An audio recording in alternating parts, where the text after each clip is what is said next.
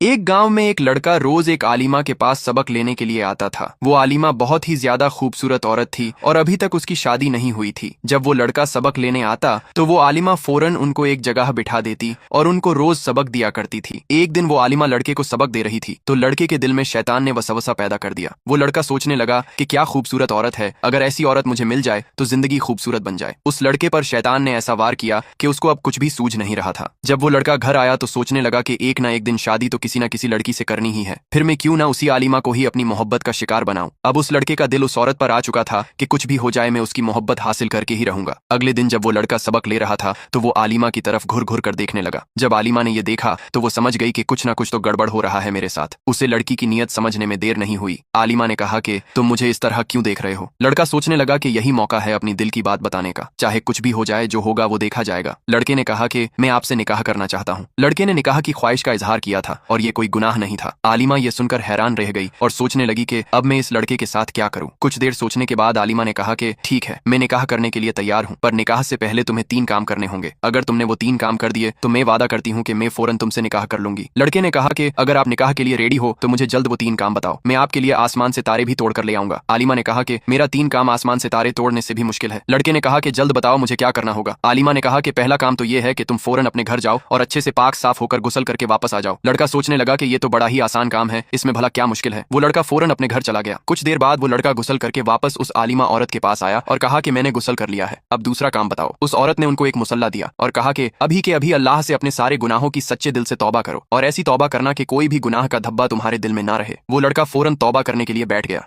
उसने आज अपने रब से अपने गुनाहों की सच्ची तौबा की। वो रो रो कर इस्तगफार करता और अपने सारे गुनाहों की दिल से तौबा करता। जब उसने सच्ची तौबा कर ली तो वो वापस उस औरत के पास आया और कहा कि अब तीसरा कौन सा काम है, जल्द बताओ। उस औरत ने कहा कि तीसरा काम बड़ा मुश्किल है, अगर वो आपने कर लिया तो मैं जरूर तुमसे निकाह कर लूंगी। लड़के ने कहा कि कुछ भी हो जाए मैं आपसे निकाह करके ही रहूंगा। आलिमा ने कहा कि 40 दिन तक तुम्हें टाइम टू टाइम नमाज अदा करना है और घर से बाहर नहीं निकलना है। बस तुम्हें सिर्फ अल्लाह की इबादत करना है और किसी भी इंसान से नहीं मिलना है और बस अल्लाह की इबादत करना है। उस लड़के को किसी भी हाल में उस औरत के साथ निकाह करना था, इसलिए वो ये काम करने पर राजी हो गया। वो लड़का फौरन वहाँ से निकल गया और अपने घर आकर उसने दरवाजे को लॉक कर दिया ताकि उनको कोई डिस्टर्ब ना करे। वो लड़का अब रोज टाइम टू टाइम नमाज पढ़ता और सिर्फ अल्लाह की इबादत करता और दिल से तौबा करता था। 40 दिन में ना तो वो कभी घर से बाहर निकला और ना ही वो किसी भी इंसान से मिला। बस हर वक्त वो अल्लाह की इबादत में ही मशगूल रहता। जब 40 दिन खत्म हो गए तो वो आलिमा औरत फौरन उस लड़के के घर आई तो उसने देखा कि वो लड़का अपनी नजर झुकाए हुए खड़ा है। उस औरत ने कहा कि तुमने 40 दिन तक इबादत कर ली है, अब मैं तुमसे निकाह करने के लिए तैयार हूँ। उस लड़के ने कहा कि तुम्हारी मोहब्बत में अब मुझे कोई मजा नहीं, बस मुझे तो अब अल्लाह और उनके रसूल से सच्ची मोहब्बत हो गई है। तुमसे लाख गुनाह बेहतर अल्लाह की मोहब्बत है। तरफ आपकी माँ डूब रही है और एक तरफ 1 लाख रुपए तो आप किसे बचाओगे। मेरी तरह माँ को बचाने वाले लोग वीडियो को लाइक करके चैनल को सब्सक्राइब कर लेंगे और कमेंट बॉक्स में आई लव मॉम जरूर लिख देंगे।